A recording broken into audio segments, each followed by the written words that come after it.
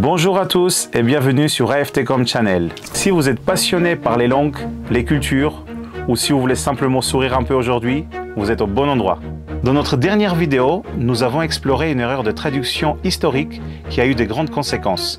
Le terme japonais mokusatsu, mal interprété pendant la Seconde Guerre mondiale. Aujourd'hui, on change un peu d'ambiance et on s'attaque à une erreur plus légère, mais tout aussi étonnante. Le lancement raté de Coca-Cola en Chine à cause d'une mauvaise traduction. Restez jusqu'à la fin pour découvrir pourquoi ce genre d'erreur peut coûter cher et partagez vos propres anecdotes dans les commentaires. Allez, c'est parti! Retour en 1928, lorsque Coca-Cola, déjà une marque bien établie dans plusieurs pays, décide de s'attaquer au gigantesque marché chinois. Pour cela, la marque doit traduire son nom, un défi crucial pour son positionnement. Mais voilà, le mandarin est une langue complexe. Les caractères chinois ont non seulement une prononciation, mais aussi un sens.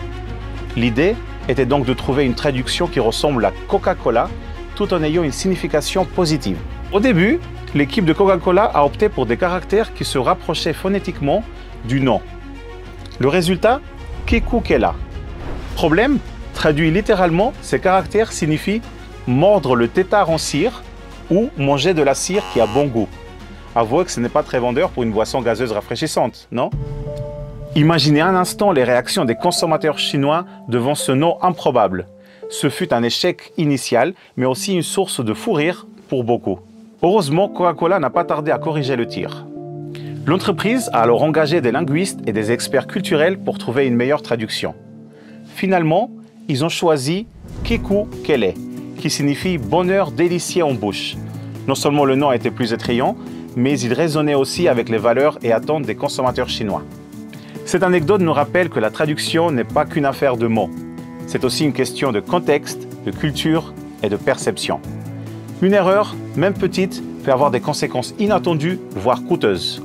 Et voilà pour cette histoire. Le cas de Coca-Cola en Chine montre bien à quel point une traduction précise et culturellement adaptée est essentielle, surtout dans le monde des affaires. Maintenant, à vous de jouer.